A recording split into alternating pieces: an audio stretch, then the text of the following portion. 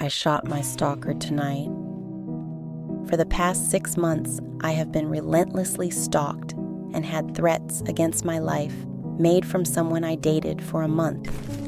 It started with phone calls upwards of 45 to 50 a day, 50-page text messages, and him showing up outside of my house at 5 a.m.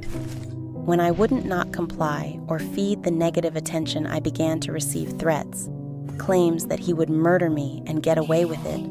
All he would have to do is flee the country, telling me he shouldn't have to force me to be his friend or give him another chance or else. Every time I blocked his number from contacting me, he would then call me from different ones, try and pretend to be other people, or have his friends, or sometimes even random strangers he'd ask on the street.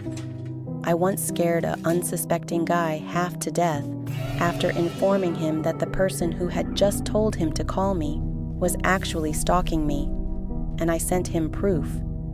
He ended up calling the police on him. He fled, of course. After about 2 months of that, I was evicted from my apartment building due to my neighbors no longer feeling safe because of his looming presence. I then applied for and was granted a TPO.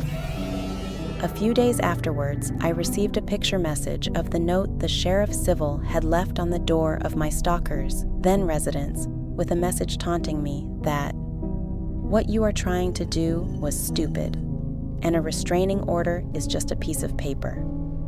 So ultimately, he just ended up avoiding the process server, and simple as that, I was not being protected at all. May 31st of this year, I relocated. This did not deter my stalker. He vowed to find wherever I moved to and threatened that if he couldn't find me, he would be able to find my family, and then proceeded to send me a map of my mother's home, whom he had never met. I received a message from a woman claiming to be my former landlord, letting me know that I owed a balance on my account, and to avoid late fees, I needed to pay the amount, which I could do with the link provided in the message. Turns out, it was my stalker pretending to be a woman, and the link turned out to be a tool used to grab the user's IP address when they click the link. Upon this discovery, I changed my phone number and began to systematically dismantle any trace of an online presence I once had. This action only seemed to anger him, and before deleting the profiles outright, I would attempt to block him from contacting me. Each and every time I blocked one, he simply created a new one and proceeded to contact me as if nothing had happened. 12 different Reddit accounts, 9 different Tumblrs, 10 different Instagrams, 3 Meetup accounts, 4 Facebooks, with which he changed his location to that of my hometown and proceeded to add nearly everyone from my graduating class in high school, and even 3 Duolingo accounts and MySpace. Yes, MySpace. I then received an empty package from him addressed to my former residence with the declaration, "Address correction requested. Do not forward." I'm assuming he thought that the post office would adhere to his requests and return the package to him with my new corrected address on it.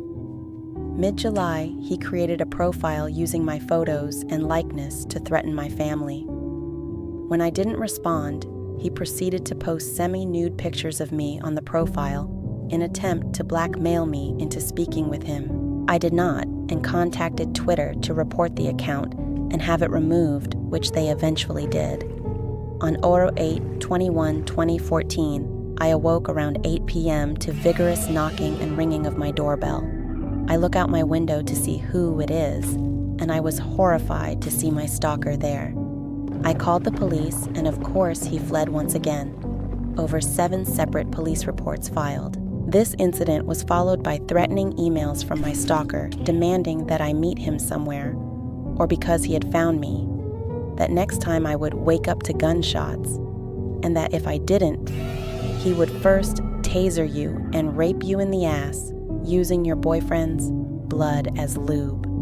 This past Sunday night, I woke up at 6:45 a.m. to the ringing and banging again. I proceeded to record him on video while I was on the phone with the police. He fled on foot once again, and I was hit with the same hoopla from law enforcement. Well, we can't really do much because technically at this point he's not doing anything wrong. Then why does he flee, I wonder? I obtained a TPO again, but I have no solid address for this dangerous person, which is why I am in dire need of a private investigator to assist with finding said residence so this person can be served. I hope you might be able to refer me to someone who might be able to assist me. I've developed insomnia, depression, anxiety, and paranoia. I am completely isolated, I am 22 years old, and I have no social life anymore. I have 0 friends. I've become a shell of my former self. I've faced eviction and lost a job because of this man's behavior, and I don't know how much longer I can survive. There's actually so much more filler shit that he has done to terrorize me, but for the sake of this already lengthy post, I tried to condense it.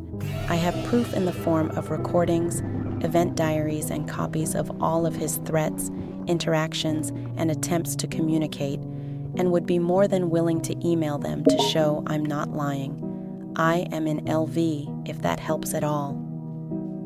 TLDR. People overuse the word stalking so much these days that no one takes it seriously anymore. As soon as someone doesn't like someone anymore, they call them a stalker. This isn't staring at your ex's new lover's timeline longer than you healthily should. This is the real, scared to sleep at night deal. I have felt the fear before, and it's eating away at me. I need help. Badly.